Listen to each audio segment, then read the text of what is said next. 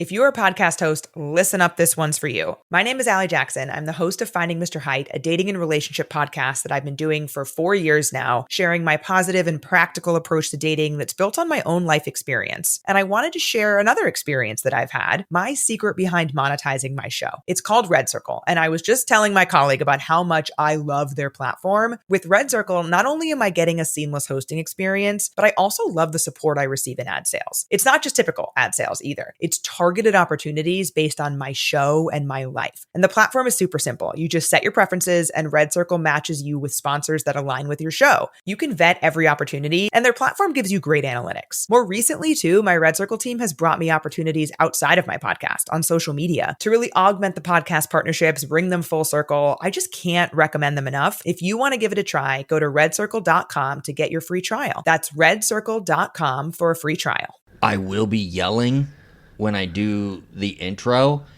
and I know you've got a thing against yelling in comedy, so I just want you to know this is not like a shot at you, and this is not a form of me trying to be funny. This is just my intro. That video, it's kind of a bit. I was trying to start up something. Yeah.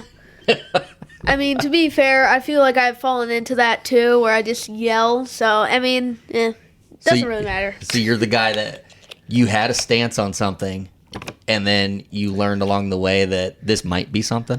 Yeah. So that video is kind of hypocritical, so yeah. I love that, actually.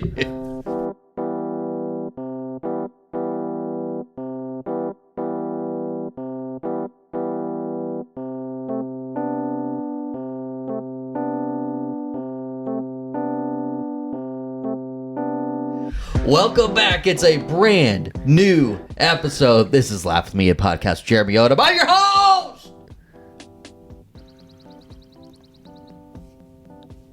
J.O., and I am welcoming a very special guest into the studio today for episode number 97. This is Dez Pearson. So you probably don't know Des, and that's okay. We are offering an opportunity today to launch a guy who's been putting in the work, who is an up-and-coming star and content creator. You can find him on his YouTube page. It's at Dez_P, DEZ_P, Pizzacrust Studios, all kinds of content. He's got shorts, parody videos, some pilots of some various creations you've got coming up. But I mean, Des, what can you tell us about the YouTube page if let's say we were selling it right now to somebody? I mean, it's full of lots of entertainment content. It's not just contained to one subject. It's like a variety of stuff. It can be like a sketch, a video essay. It doesn't really, I mostly just make what I want to make. So you're making whatever comes to your brain. Yeah. So is this stuff that like you are writing down and working on from idea to when it gets posted? Or is this like, this is what's in my head this moment and I need to get out of my head? I mean, mostly the second option. Yeah. Sometimes I just don't script videos at all and like go full improv and try to make something funny on the spot. So you understand improv? Yeah, kind of. I mean, I'm not like a master on it or anything, you know. I think I have decent experience, but I'm still not like, you know, amazing. So, again, his YouTube, and we'll talk about it later, too, but at Dez_P, the Pizzacrust Studios, and if you just search up his name or search that up, you will find quite a bit of content from the young fellow. But we're going to get into it because you brought up improv, and I didn't even have that necessarily on the list of things to talk about, but it kind of makes sense because of your background. You just got out of newscasting camp? Yes, that was held in St. Rita in Chicago. Okay, so how number one, how does that come up? How does that pique your interest? Well, my grandparents actually live in Chicago, and my mom, you know, of course, lived with my grandparents. And my uncles both went to St. Rita, so, you know, I have a lot of background in that school, and I've been going to the camps for a few years at this point. Okay, so this is not a new idea. Like, this is something you've been doing every summer now for a little bit. Well, not necessarily the newscasting camp. That actually was just introduced this year, but Okay. I've been doing like various sports camps in previous years. But this year I just went to newscasting camp and art camp. Okay, and I saw one of the videos where you did a newscast. Pretty freaking good.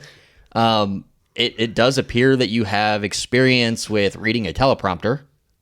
No, not really. Are you sure? You seem like a natural. No, I don't. I haven't read like teleprompters. I mean, the most kind of experience you could say was when I read off scripts for like DMYAT videos occasionally. But even then, it's still not teleprompter experience. You know. Wow. So are you just memorizing, or do you have the papers in front of you? Like, I guess kind of explain. No, most newscasts, if you didn't know, that your reporter, your at the desk newscast reporter, is literally reading. Okay, everything they are saying is written for the most part. They are reading it as it's being scrolled down with the video content rolling behind them. So as I'm watching Des on this newscast, it looked exactly like that. So how did you get your text? Well, yeah, no, it was a teleprompter. It was like kind of an amateur one. You just put like an iPad and like a mirroring thing. Oh, okay. And you stared at the camera. Yeah. It did cause a lot of issues though, because it would stop like at the last 3 sentences because the Mac and the iPad weren't really connecting very well. So for the last 3 sentences, we actually did have to look down at some paper Some notes. copy. Yeah. So what were some things that you learned at the newscasters camp that like you took away from it and you go, you know what, I'm going to take that back with me when I'm creating my content at home? Well, I mean, kind of hard to, like, pick one thing. I mean, I learned a lot, you know. First off, I learned kind of more about being a newscaster because I have to do some of that stuff for DMYAT. I learned how to actually operate lots of like, advanced, you know, camera stuff. Like, there was a $900 camera at that camp that they trusted in me, a 12-year-old kid. So, Yeah. It went well, though. It didn't break or anything, so yeah. No, it taught me a lot. Did you feel nervous about it? I mean, not very. I'm not very nervous because, you know, I have experience in filmmaking and stuff, so I feel like I could handle that stuff. And, you know, I just went with what I wanted. So you've brought up DMYAT, and that is the Des Moines Young Artist Theater, and that is something that you are very involved in. Kind of go into where that started all the way to where you're at, like today. Okay, so I think it was November 2023 when I starred in my first ever play at DMYAT, which was The Chronicles of Narnia.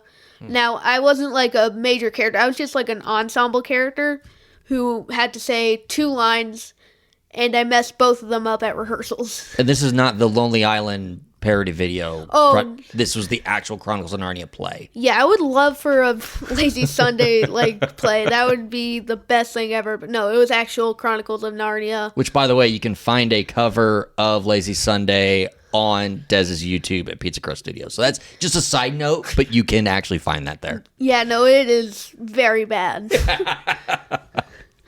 So that was your first play, and then kind of where did it lead you from there? All right, so for the next musical they did, which was Finding Nemo Jr., I actually didn't get in, but they actually saw that, you know, how they could use my filmmaking potential and stuff, and actually kind of, quote-unquote, hired me as, like, a promotional marketer and stuff. Nice. It's not necessarily complicated. I just help make videos for them and stuff, where I would interview the cast, and, you know, I would also, you know, just provide general updates on stuff. So that's incredible, because I've watched those videos. I watched just about every one of them.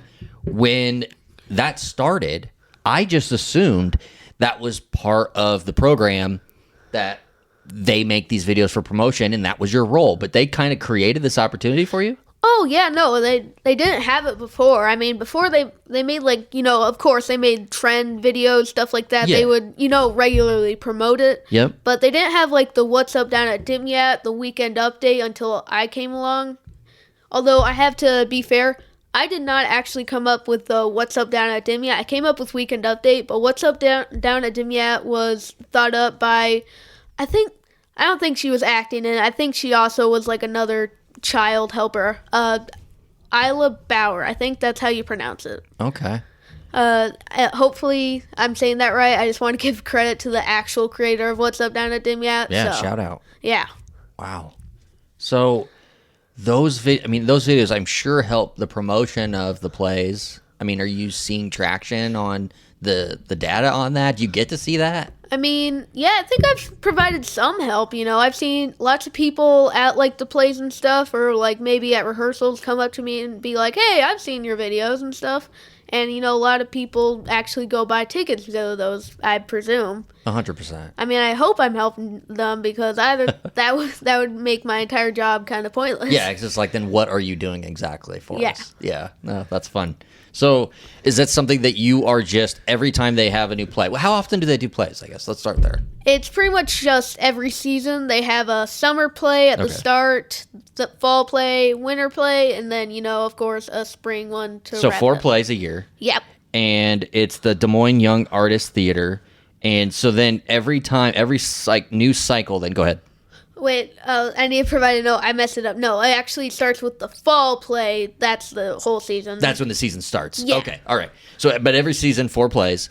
Whenever you start a new cycle, a new, play cycle, and they start with auditions, is it already a done deal? You're going to be doing these video updates, or is it every cycle? It's like, okay, we're starting from the get, because who knows? You might actually get a part in the play. Well, yeah, no, I actually do all the promotional materials. Even if I do get a part, I'm able to do it all. Okay. But actually, sometimes I can't do, like, promotional stuff for a play. Like, recently, DMYAT had the Laramie Project, which is a really sad tale of, LGBTQ plus history, where, a young gay man, I'm sorry if I butcher the story or anything, is brutally killed by, like, 2 guys, and stuff. It is very sad, very mature. Hopefully I haven't messed up the story. If so, I'm sorry. But yeah, I couldn't do anything for that, but I did help out with editing. So, I'm always involved in some way. So are the plays, every season when they do the plays, do they film the plays and then, do you know what I mean? Like, is there a camera crew filming the actual performance, and then that's something that you could get involved in with, like, editing and shooting and issuing those to maybe the people that are in the play? No, we can't. Sadly, due to, like, legal issues and Copyright, stuff. yeah. We can't actually film the plays most of the time. Like, I think the only reason we would ever be able to is if we, like, paid for it, or if it was a completely original play. Which isn't doable at this point. Yeah. I mean, not that you couldn't do an original one, but to be able to pay for it, it doesn't make a lot of sense. Okay. Well, that's pretty awesome. So what play is currently in motion? Actually, the current play is the Spongebob Musical, which I'm doing the promotional material for. Very nice. If you saw it. I'm not actually in it, though, so I just want to clear that up. It's... If you've ever seen SpongeBob, basically take that times 100, and that's what you get. So is it like, all right, so SpongeBob's like a huge brand, right? So you have the SpongeBob TV show. They also have spawned off many movies. So is this more like the TV show or more like one of the movies? It's basically like its own original thing, kind of. Okay. I think it takes more inspiration from the TV show, considering how the movies sometimes have their own, like, special characters, plot, stuff like that. But yeah, no, it's its own original story. I don't think it's based off any episode specifically. Maybe takes inspiration, but yeah, so it's not entirely connected to either. Wow. Well, that's awesome. So the Des Moines Young Artist Theater, SpongeBob the Musical. Do you remember the dates of the next performance? Oh, Not a big deal if you don't. I'll look it up. Yeah, no, Johnny, will you look that up, please? Yeah, it's on DMYAT.org, so... DMYAT.org. And that's the website. That's what everybody needs to be going to anyways. Yes. DMYAT.org. Johnny, please look that up, and we will get the dates of that performance. All right. Well, SpongeBob the Musical is July 25th through August 3rd. Yeah. So it's right around the corner. Yeah. No, it's coming up very soon. Awesome. Well, let's talk about the YouTube page, dude, because that is... I mean, I would not be doing my part in promoting who Dez Pearson is if I didn't promote this YouTube page as hard as I can, because that is the genius, in my opinion, That is the genius in what you are and what you will become. Does that make sense? Yes. Okay. So his YouTube page, Pizzacrust Studios, at Des_P. When did this start? How did you, I mean, I'm sure you had to approach your parents and be like, hey, can I start a YouTube page? Like, talk me through that. All right, so it started when I think it was like 9 or 8, not the actual channel, but basically I had YouTube on my TV, so I was like, hey, Dad, could you set up my YouTube channel on my TV? Because I thought that you could record videos from a TV. So that's what you thought Yeah. was going to happen. Okay. Like, I thought I could just record Minecraft and get 1 million followers or something. But no. Actually, eventually in August 2023, I think, basically my dad helped me set up my YouTube channel. I got my email and stuff. And yeah, my first ever upload, I know it was a Minecraft video. That's originally what I wanted to do, be a gaming So you wanted to be a channel. streamer? No, I wanted to be like a gaming channel. Okay. That's it. But, you know, the videos only got like 8-10 views, you know? I still don't do very well in views, but, you know, it was just Minecraft stuff. Yeah. It was purely unedited most of the time. Just you playing Minecraft, talking while you're playing Minecraft. Yeah. And is it, you know, when you're watching like YouTubers when they're playing, there's the dual camera where there's a shot on you playing, and then there's the shot like of the screen grab of seeing the game. Was it that, or was it literally just you and you were just playing the game? I couldn't figure out how to do that. I think you need like a webcam or something. I mean, I later did figure out how to do that, but I don't use it very much. Right, that's not what you're into now. Yeah, but yeah, no, it was just me sometimes talking over the gameplay, you know. If my microphone ever had issues, I would not fix it in post. It was very amateur. Yeah, it's incredible because people are going to listen to you right now on this show and then be like, he's a kid. You just name dropped, fix it in post. I mean, things that people that work in this business do, right? Like, so that's pretty impressive. And I know you eventually figured out the multi-screen issue because if you watch any of your content on Pizzacrust Studios, it's very obvious you edit and you work a lot on your edits, green screen included. So where are you now in how you go about a production and kind of where are you heading? All right, so you know how a production usually starts is sometimes I a lot of times, again, improv, I don't write the script, but when I do, I write the script. Usually I use a software called Kitcenarist, which is a free script writing software. And yeah, it's like a kind of the official type of thing. Then I print that out, and then I just get immediately to filming because, you know, I don't even memorize it. Usually I just look at it in between shots that I can cut out and just say the lines and stuff. So it's just a lot of like bullet points. Like, here's the idea. I know where I want it to end, but here's kind of an idea of dialogue I want, and I'm just going to improv it along the way. Yeah. So I just do that. It's a bit unprofessional, but I think it's just fun, you know? You don't really have to you don't really have to hold on to something very long. You can like make up new stuff if you think, oh, this isn't funny, or oh, this won't do well. But that's YouTube. It's very DIY. Like you're doing it, you know? Yeah. Have you taken improv classes before? No, I mean the closest is like, actually, sort of. There's like a DMYAT thing called Play in a Day. Mm-hmm. It's a DMYAT summer camp where basically the thought is you make like a 10-minute play in a singular day where you take like a children's book or something, make dialogue off of that and tell like the, you know, vague story, and then you display that in front of like your audience of parents and stuff.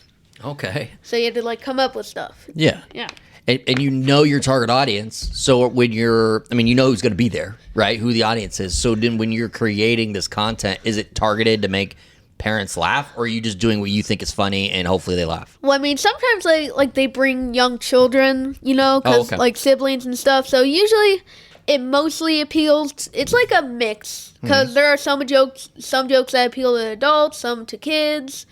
Like for the second Play in a Day that we did, it was more of a kids thing because we based it off a children's book that was full of music and stuff, and they were all very like silly kid songs. Yeah. And yeah, no, that was more focused towards kids. But the first one was another children's book, but there were some like more adult jokes, not the like adult. Yeah. Not that. It's stuff. not rated R. No, It's like a PG-13. It's like it's a strong G. Yeah. So I have noticed on the page, some of your newer content has had kind of a horror like presence. Like there's even some horror shorts that you've made. Is this like a darker side of Des that we're finding, or is this just a genre that you have found interesting, or have you just been watching horror movies? Like, what's the deal? Kind of just I'm interested in horror when I get older and stuff, and I like incorporating it into some of my videos and stuff.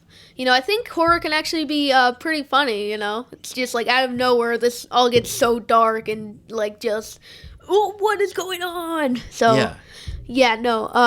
Horror and comedy are actually very close. Yes, they are. Both try to get a reaction out of you.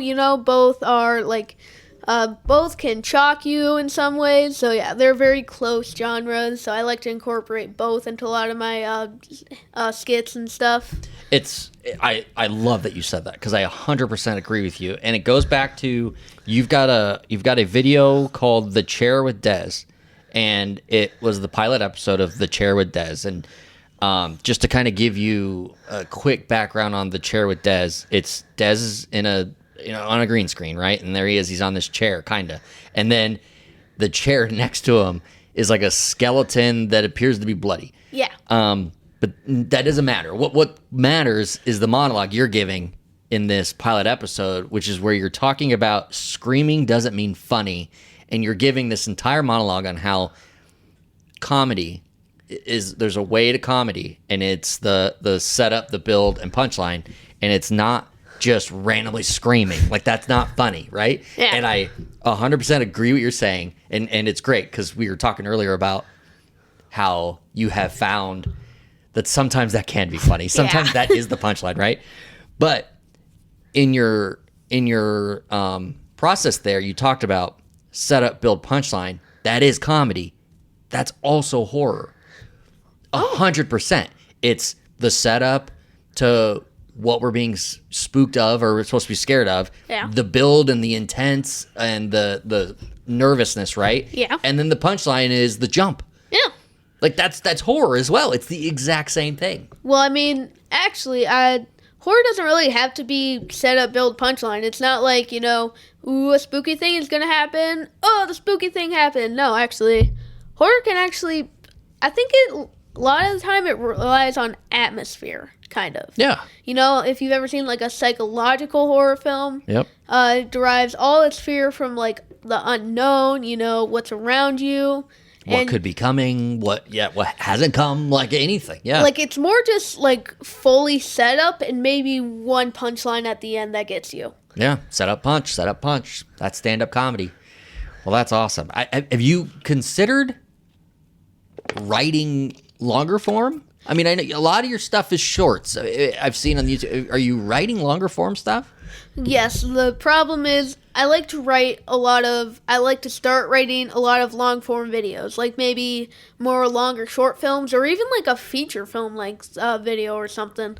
But then I realize, there's another great idea, and I start writing that. Yep. Then another great idea, and I start writing that. Like, a lot of times I can't stay on one specific script. That's like my problem with making super long videos. Okay. So with that being said, do you have specific times in your day that you are spent writing, or is it just when you feel like writing, you write? I just feel like writing sometimes, maybe I'll work a bit on a script that I abandoned like a week ago or something. It's honestly just however I feel like it, because, it's not super official. I'm still 12 years old. I don't have like super official supplies or anything, so it doesn't really matter. Well, let it be known that the things that you're posting and the ability just to post and have your own channel is no different than your heroes. They are also creating content, making people laugh, making people scared, and posting it just like you are. So you're right there with them, man. And it doesn't matter the quality. If it works, right? Funny's funny. Wait, I would like to mention I actually have put some work into a long form video that I'm actually probably gonna make. Okay, so when is this happening? It's a heavy emphasis on probably. I've already technically filmed it. It's going to be an interview with my great grandma. Okay. Yeah, no, I've already filmed it. My great grandma was, wonderful. It's like maybe 10 minutes plus long, because I've been planning to do it for a long time, and it's probably going to be like one of the longest videos I've ever made. Is this like a documentary short, or is it comedy? What are we thinking? It's more of like a documentary. It doesn't have like, the talking heads or anything. It's just like a one-on-one interview. So the interview. Okay. All right. Yeah, no, and it is kind of funny at moments, but it's not really a comedy. Okay. I talk about like her life, living through World War II, unfortunately, living through like the change and innovation of the world. And yeah, no, it's going to be pretty cool. I just have to edit it all, which is the hardest part because that takes hours out of your day. How do you feel about the United States being 2-0 all time in world wars? I don't really know. I still haven't learned that much about history. Okay. Yeah. I've obviously learned a little about World War Yep. World War II, and I've learned that in school. I've read books about it. I'm not like heavily uneducated on the world wars, but honestly, I don't focus on that stuff. So okay, where were you when 9/11 happened? Do you remember how you felt in that moment? I'm 12 years old, so okay, so no impact at all. Yeah, that's sad because it shook me. I'm gonna tell you that right now. When it happened, and I had the understanding of I couldn't go to school, and the whole world was shutting down. Like, it was wild, man. That's odd that you don't even really care. I mean, it's not that I don't care. I'm just 12 years old, so I couldn't have lived through that stuff. Okay. I mean, I empathize with the people who had to suffer, the tragedy of that. That was like, it shook the world. That was a horrible event, but I don't have much insight on that because I couldn't actually witness it. All right, that's a fair answer. I'll give you that. Okay. Life is a workout, and Smoothie King is here to help you power through. Whether you're crushing morning miles or sprinting through back-to-back meetings, give your body the energy, protein, and power it needs to help you conquer your goals. Only at Smoothie King. Let's talk about some of your inspirations. Andy Samberg. He's somebody that you want to say something.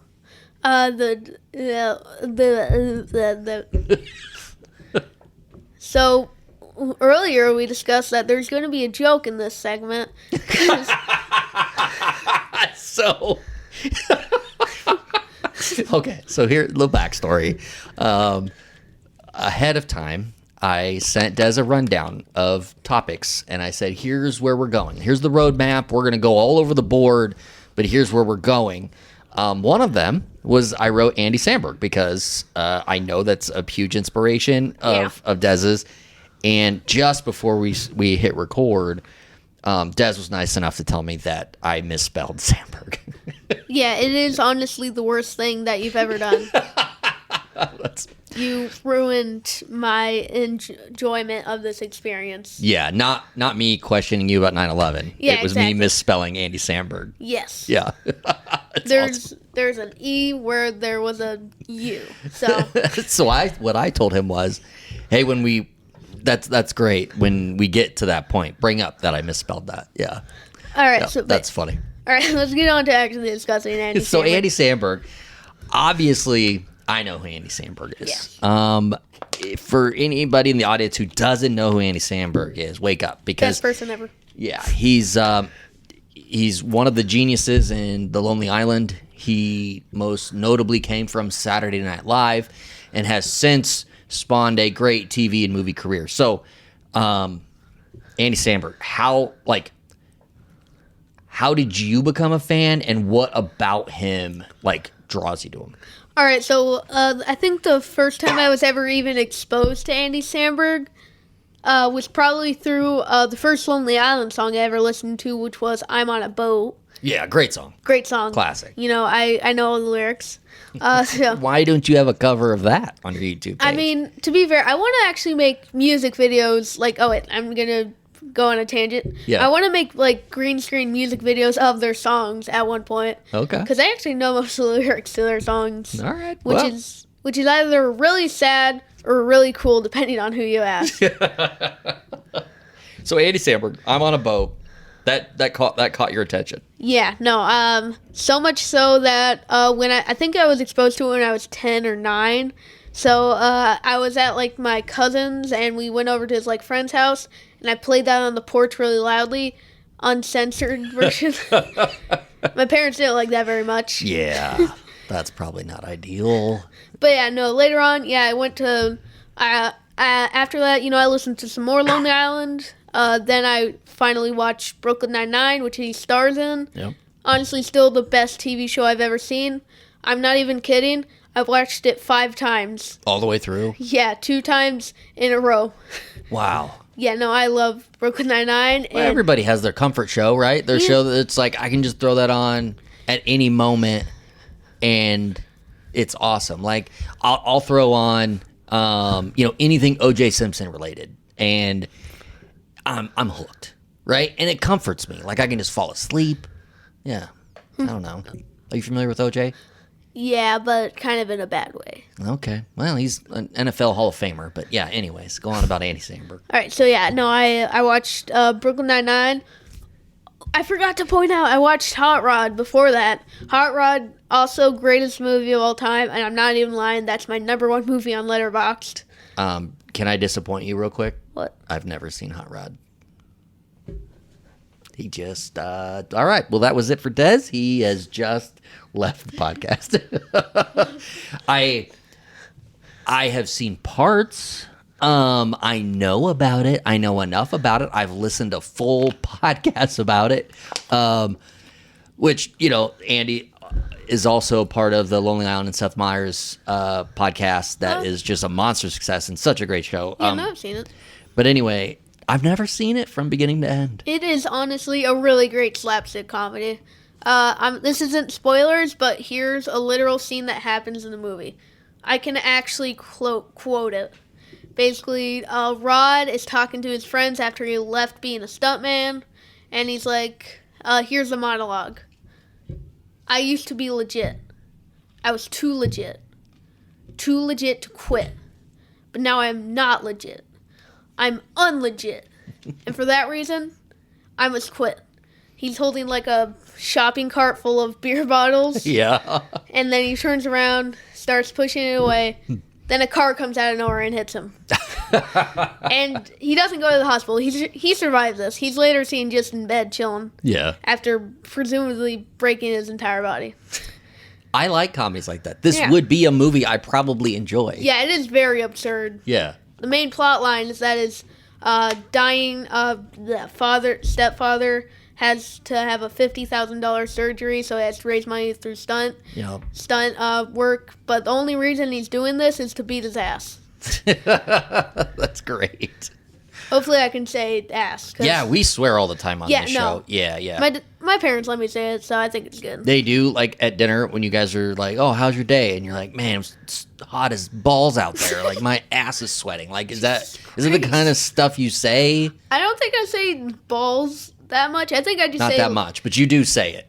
I say ass occasionally. Okay. Well... I'm cool. Just so that his parents know, I didn't bring it up. You brought it up. Because they're going to come at me. I mean... Yeah.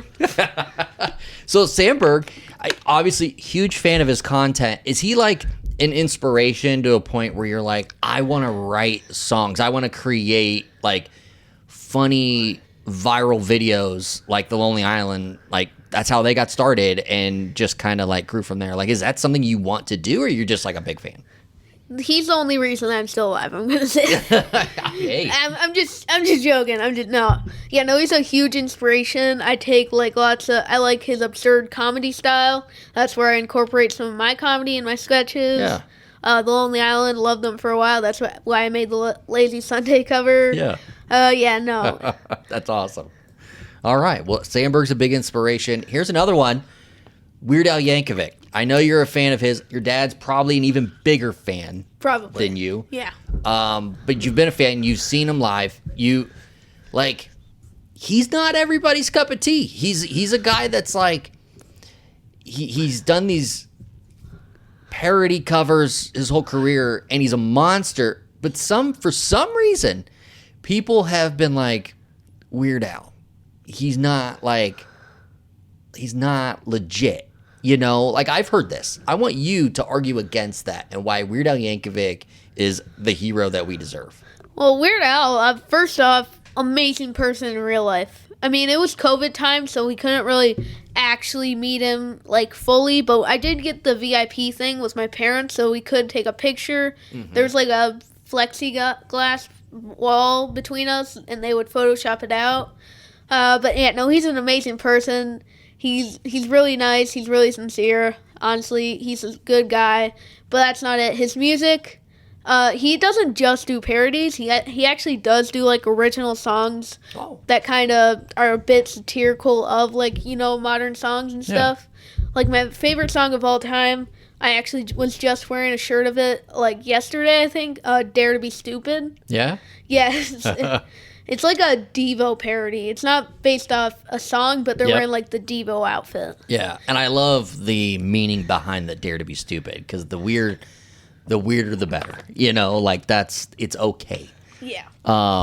You brought up COVID times. What brand of COVID shot did you get? I don't know. No? I mean, again, I'm a kid, so. Gotcha. I mean, because it's been 5 years. I was 7 when COVID started. I was still in, like, 2nd grade. Okay, so not something top of mind. Yeah, so I don't remember cool. many of the details. All right, that's fair. All right, well, you brought up that Brooklyn Nine-Nine, your favorite TV show of all time. That kind of gives us an insight to who you are and your sense of comedy. Let's talk top 5. What are some other TV shows that you would say this is primo television and everybody needs to go watch it? All right, I actually just discussed this with my dad before at, like, lunch, you know? Yeah. Obviously, Brooklyn Nine-Nine, number 1, close number 2, Parks and Recreation. Parks and Rec, okay. It also has an Andy Samberg cameo, so obviously number 2. Okay. Number 3, what did I say again? Oh, now I can't remember it. I'm trying to think here. Why can I not remember anything? 30 Rock, maybe? No, I've never seen that. You've never seen 30 Rock? All right, I was just thinking that era. No, now I remember. I think, SNL. Obviously more Andy Samberg SNL. Yep. Futurama.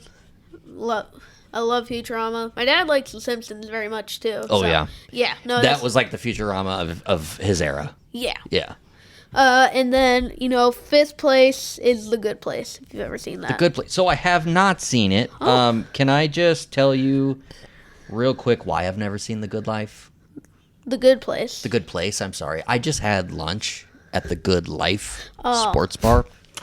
And I just want to say kudos to them. The mimosa was delicious. The volcano tots were incredible. And they're just, it's always fun to go there. Is this a sponsored segment?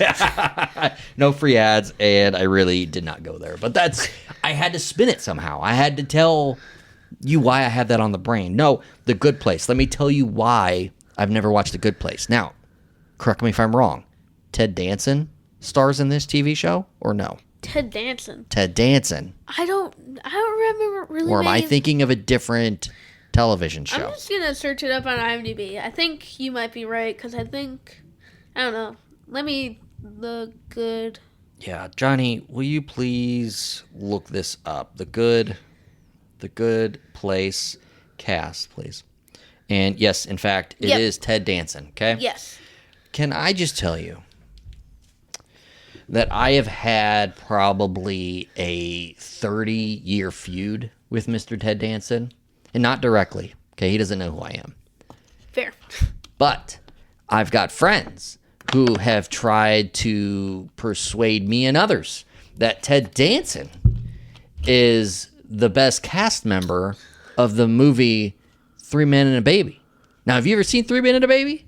No. These are 3 guys, unrelated guys, that have to suddenly raise an infant they had no idea was going to be a part of their life, and now they're suddenly raising this little baby girl. Okay. And they fall in love with this little baby girl, and it spawns a sequel, and the baby's just fine. They have to figure out life, you know. Yep. They're just 3 guys that were never meant to be dads that had to become dads instantly. Okay. It also starred a guy named Steve Guttenberg, who I feel is underappreciated and underrated. He's a heck of an actor. You should look him up and watch everything he's ever been in. Okay. With that being said, he's far better than Ted Danson. And I think there's been some kind of like underground Hollywood BS going on to take down Guttenberg and have the rise of Ted Danson. Because Ted Danson is a talentless hack. Jesus Christ. Yep. You have a feud over a celebrity who doesn't even know you. Yeah, he doesn't know who I am. Yeah, no. I didn't even know Ted Danson before this. Mm-hmm. And I mostly watched The Good Place because my dad recommended it to me. Yep. It actually is a really good show if you can get around Ted Danson. Yeah, I can't, but I'll take it up with your dad. Yeah. Right. So Brooklyn Nine-Nine, Parks and Rec, SNL, Futurama, and then that piece of crap Ted Danson. So here's what I got, and I'll tell you, we're not that far off from each other, okay? My top 5 TV shows that I think everybody should watch to understand television, especially in our like era, right? Yeah. Number 1, a show called Breaking Bad. Have you mean, ever watched Breaking Bad? I feel like I can't. I've heard of it, but I know it involves meth. Lots of it. Oh yeah, tons. Yeah, no, I probably can't see that. Yeah, it's about a high school science teacher that gets sick and then turns to dealing drugs to pay for his medical expenses. No, there's like a lot of memes on the internet about it. Yeah. So, great show from beginning to end. There's not a bad episode of the bunch, right? Number 2 is a show called Seinfeld. You ever heard of Seinfeld? I've heard of it, still haven't seen it. I know it stars Jerry Seinfeld, obviously. Jerry Seinfeld. Yep. Great show, and kind of created a genre of comedy of just, you know, basic things around you can be funny. Number 3 is a show called The Sopranos, and it's about the mob. And I would not expect you have ever watched this show, but I'm sure you've heard of The Sopranos. Yeah, no, I've heard of all these shows. I've just never watched them. That's another good one with not many misses. Number 4, Saturday Night Live. And I'll say, not just the Andy Samberg era. I'll say from beginning to end, it's had a piece of pop culture that no one else can touch. Right? Like, and not every season's been as good. And certainly not every episode's a winner. And shoot, even good episodes have bad sketches. But the show as a piece of pop culture in our world is just incredible and hard to have been touched. I mean, what other show has been that relevant for that long? You could say The Simpsons, right? You could say South Park. But Saturday Night Live, incredible. Number 5, a little show called Survivor. Have you ever heard of this reality TV show? Yeah, reality TV. I've heard. Yeah, it's the ultimate social experiment where they take all these random people that have never met each other and they plop them on an island, and they all have to work together or work against each other, outwit, outplay, outlast. It's incredible, and it truly is the best social experiment on television. Okay. You should check it out. Maybe. You don't like reality TV, do you? I mean, reality TV's okay. I don't like the, you know, trashy, like, you know, very... Yeah, like Love Island. Yeah, stuff like that. I don't blame you. Yeah, Survivor, certainly not trashy. Yeah. But, no, it's good stuff. You guys, I know your family loves movies, and they don't just love good movies. In fact, you have a place in your heart for some of the worst movies. What's, like, the worst movie you've ever seen? The Super Mario Bros. Movie from 1993. That's incredible. I watched that thing as, like, a kid, like 10 years old. Me too. Actually, people always, like, scrutinize me when I say kid because I'm still a kid. You said 10 years old? Yeah, maybe. That was literally 2 years ago. Maybe. It might have been earlier. Literally 2 years ago. I don't care. So, yeah, no, that thing traumatized me. I did not... Yoshi was literally just a dinosaur. Yeah. Bowser, what the frick was that tongue? Yeah. Jesus Christ. The not the Koopa. Goomba. Okay, that's all I have to say. I 100% agree with you. I probably was 10 or even younger when I watched it, and it was not good. No. And luckily they remade and did an animated version that's awesome. Oh yeah, that's a great one. I love Jack Black in it. Yeah, what a great movie. I will send you a podcast where they break down the making of that original Super Mario Bros. Movie. It's so interesting how the movie got made. It had many obstacles, let's just say that. So it wasn't exactly built to succeed, but but it's pretty good. It's actually a pretty interesting story. Some other, like, quote-unquote bad movies, though. I want to take a quick tangent to talk about them. Yeah. Have you ever seen Bats? No, I've never seen Bats. You've never seen Hot Rod or Bats? Correct. Bats is literally the least clickbait title ever. It is 100% Bats, 0% logic, and also it has a guy who works with bats who has a phobia of bats. Okay. That's obviously the best movie ever made. So is it a horror movie? It's supposed to be a horror movie. But it's not. It's the freaking funniest thing ever. Like, out of nowhere, some character will look in the sky and be like, bats! And then a bat sequence happens. That's great. Well, I'll have to check out Bats. Yeah. There's also another quote-unquote bad movie, Tammy and the T-Rex. It's a bit more obscure, actually. Yeah, obviously I've never seen Tammy and the T-Rex, but I have seen Jurassic Park. Yeah, Tammy and the T-Rex, it's also another really dumb movie. It's but in this case, it's trying to be intentionally comedic, and then it kind of, the jokes are very weird, but that ends up going full 180 and goes back to being comedic. That's awesome. It's basically kind of a horror movie. Yeah. Where basically this evil scientist guy takes a kid who was just recently mauled by a lion. Also, by the way, after he gets mauled by a lion, he's shown in the hospital with 0 injury scars or anything. He's like perfectly fine. Mm-hmm. He's just staying there. And they take him, cut out his brain, and connect it to an animatronic dinosaur, and then chaos ensues. There's like a part where a guy gets his head bit off and then runs around like crazy. Yeah. And there's also a party scene where the dinosaur comes while a guy is taking a whiz and then slashes him, and he looks down. Oh, his guts are Everything's spilling out. Yeah. Oh. And people get crushed. It is a stupid movie. Seriously, and I love it. I gave it 5 stars. You sold it. We have to see this movie now. Yeah. I basically am advertising movies. If you have a bad movie that nobody wants to see, I can advertise it. All right, let's talk about your family. I know your family pretty well. Yeah. So your dad has been on the show a few times. He is our resident movie expert. He comes around, especially around the Academy Awards season. Yeah. Is that something that you have started to really enjoy, is kind of like watching those award season movies and kind of watching award season and tracking that? The problem is if I can even watch the movie, because a lot of times they're rated like R and have like the weirdest stuff in them. Yeah. I mean, and also sometimes I just can't because I can't find time for it, or it's goddamn boring. Yeah. Like a 3-hour movie is nominated for Best Picture. I'm not watching that. You're not watching that, yeah. All right, that's fair. I tried to watch through Conclave, and I'd made it through it like an hour before I was just like, hey, I'm going to watch Brooklyn Nine-Nine again. Yeah, as one does.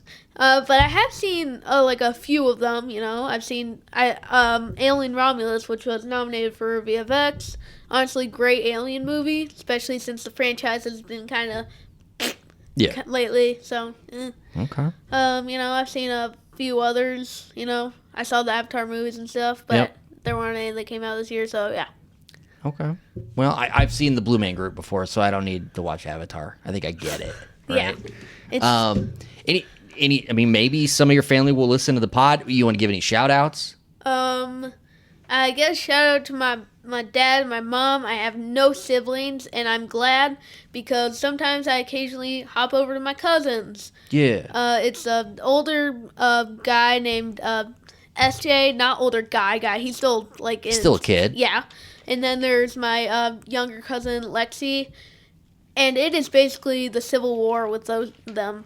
Oh, amongst them. Yeah, no. Yeah. Sometimes we'll just go on the trampoline because they have one, and play a game or something, and then 2 minutes later they're WWE takedown. That's awesome. It devolves into basically a wrestling match. Yeah. Just without the safety precautions. Well, knowing your Uncle Sean, I completely believe that this is true. Yeah, he's the same guy he climbed up a street pole and then jumped down thinking he was Superman. That's awesome. So, you brought a box with you, and at first I thought you were going to go all Carrot Top on me, and you had a whole box full of just jokes, right? It turns out it's kind of like show and tell. You brought some stuff. Do you want to talk about it? yeah, no, I brought I'm a collecting guy, I collect Funko Pops, I collect, video games. My dad collects movies, sometimes just action figures, a lot of general stuff. Yeah. So what'd you bring? Let's talk about it. All right, I didn't bring too much, but it is mostly just from stuff that I like. Yeah. First off, I'd like to point out the Deadpool game. So he's got an Xbox One game of Deadpool. Yeah, this is an interesting story because this game is extremely rare. They just didn't make many copies. No, pretty much. It came out originally 2013. 2 years later, actually, Activision and Marvel had a big feud and stuff, and the legal rights were kind of in the mixed area, so they just took it off shelves. Okay. Not many copies were produced, but then later on they came out with after the movie came out, they came with a reboot of it, and got it on the modern consoles like Xbox One and PS4. But then again, forget if it was a few months or a year later, it got taken off shelves because obviously legal issues and stuff. And yeah, it is very hard to find a copy. I did have one on the PS3 at some point. My dad did, actually. Yeah. But somehow he lost it. And the game can go for $200 on the PS4. Have you played the game? Yes, a little. I played the game a bit. It is pretty fun, but also pretty stupid because it's Deadpool. Because it's Deadpool, yeah. But stupid in the best way. I mean, honestly, if you find... Because I found this at a local J's for only $60, which might seem like a lot, considering that's the price of, most modern games. Yep. But for the game itself, that is actually a decent price. Very nice. All and, right. yeah, if you see a copy, pick it up, maybe try and play it. But it's mostly just kind of collectible stuff to put on your shelf and show people. Yeah. No, it's pretty awesome. It's a great talking point. Well, what else you got in this box? I got a lot of Deadpool stuff.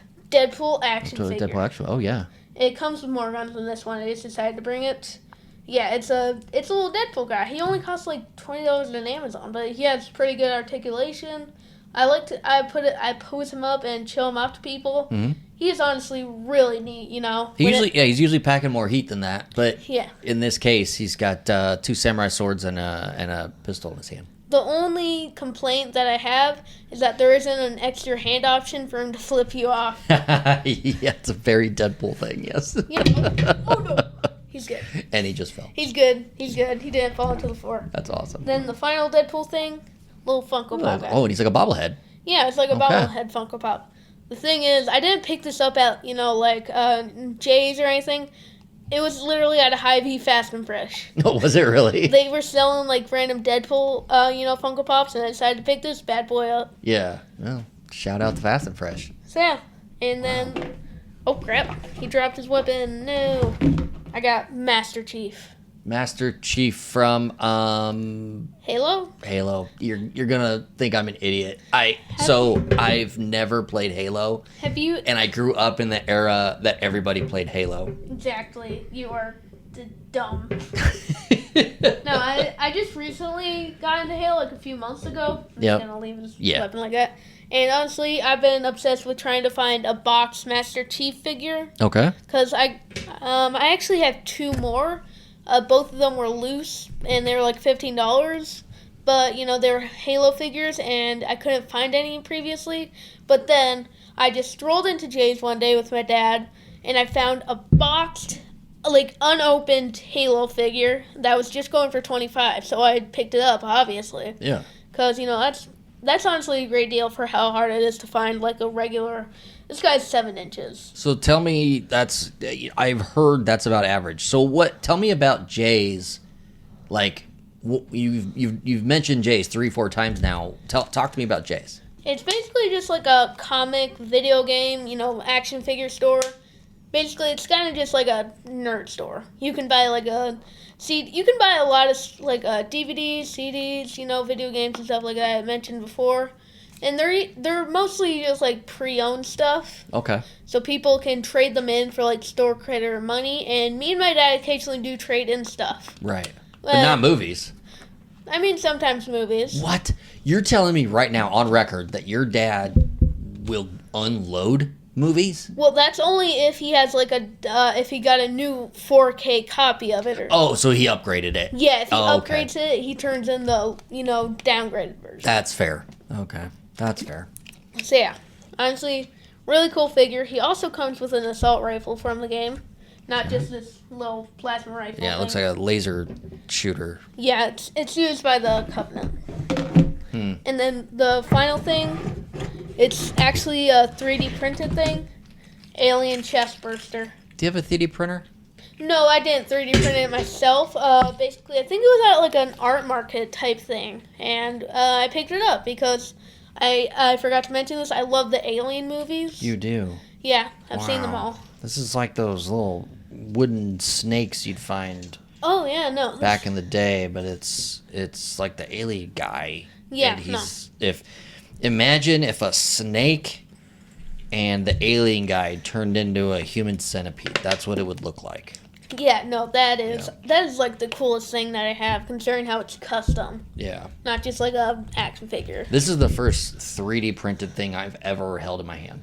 I actually have like a few 3D printed things, mostly like they're small little fidget things. Like I have an infinite cube, if you've ever heard of that. Yep.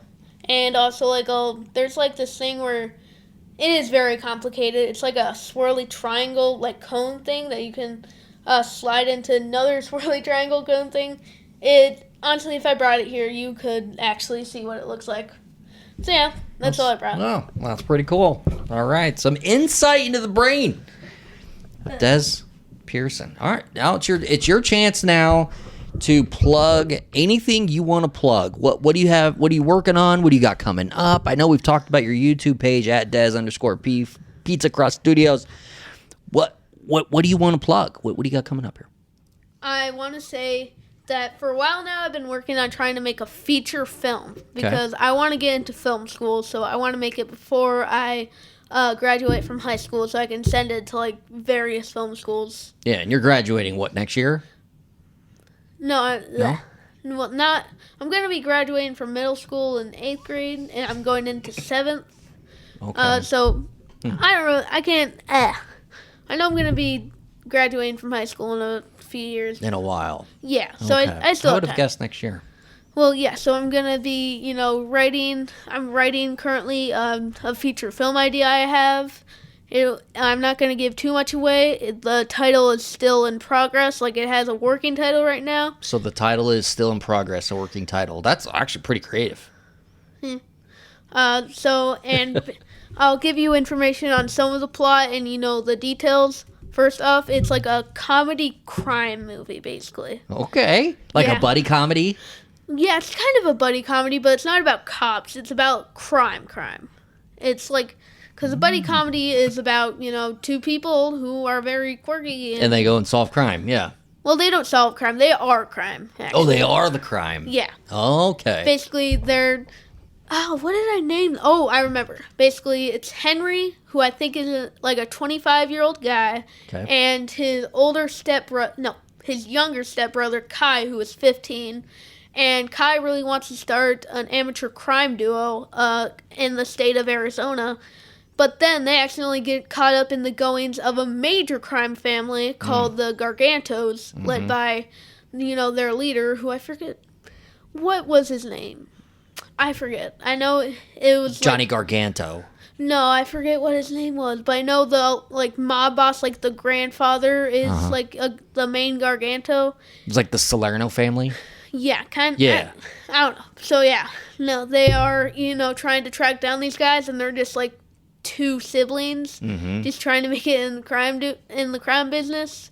And yeah, it'll be like a goofy movie. Probably won't have that high of a budget, but yeah, no, it'll be pretty fun. That's great because you set it up perfect with the stepbrother situation. Because then in the third act, when they disagree with each other, it's easy for one of them to be like, "You're not even my blood brother," and they can just fight, and then they'll come together in the end. Yeah. But yeah, no, that's perfect. You've already got it all written in. And I'm also trying to work on like a actual web series, not just like one that I film in like 2 minutes and then edit. Yeah. It's gonna be like a web series called. It's another working title, but it's kind of more defined, I think. It's called Roomies. It's basically, it's kind of like if Friends was a mockumentary. Okay. It's basically awesome. About a group. It's going to last like a season. Yeah. It's a mini series. It's going to like last 10 episodes, and it's about a group of friends who decide. Well, actually, it's a trio of friends who decide to start, living in a house together because they can be roommates. A few more people join over the years, but then they realize that they cannot stand each other at all after a few years. like one just wants to go to sleep, and their roommates are just banging on their door, like, "Come on out, let's have some beers," like that kind of stuff. Yeah. Yeah, that's awful. And yeah, there's I only have like a few characters planned. There's Daryl. He's basically a very immature, very, impulsive guy who's not really aware of his actions and stuff. Like at the start of the show in a cold open, he's like, basically a news story shows him flipping off a news reporter. And then he's like, "Hey, that's on me on the TV." Yeah. And then it just cuts to a pile of trash. And he's like, "Where did that come from?" Yeah. Cut. Jump cut. That's awesome. And then there's, I think I call him Jacob. Yeah, Jacob. Jacob is like a bit more responsible, but still, a bit goofy. He likes to, play like on the Wii with his friend. Mm-hmm. But, Daryl's kind of a jerk to him. Yeah. Like in one of the scenes, he literally just shoves him onto the ground violently while they're playing like Wii tennis. That's awful. And then there's Melissa, who is like the more awkward, shy, girl who likes to read books, like that sort of stereotype. Yep. But like more defined and stuff, obviously. So yeah, that's pretty much all I have so far. But it'll be pretty neat. Yeah. Well, awesome. We'll look forward to that, and you can find it all at the YouTube page at Des_P Pizzacrust Studios with Dez Pearson. You can also find him online promoting the Des Moines Young Artists Theater, which they have the Spongebob Musical coming up July 25th through August 3rd. So that is exciting. You got a lot going on. You're a busy cat. School's about to come back in session. Yep. All right, brother. Well, any last thing you want to plug? I don't really have anything that I can plug, Okay. Well, thank you for coming all the way to Omaha and joining in. Laugh with me. Yeah, we'll certainly have you back. You've got a lot going on, so I'm sure we've only hit the very tip of what we'll be able to talk about. So okay. Awesome. Well, thanks, man. I appreciate it. Nice.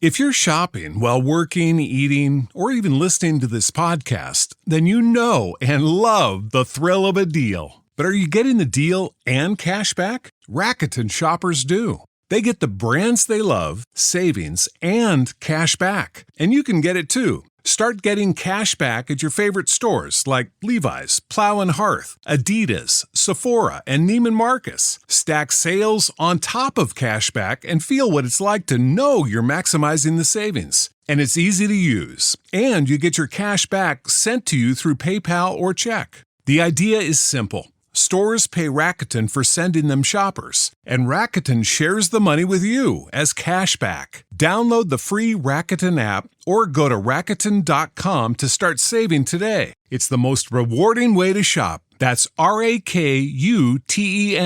Rakuten.com.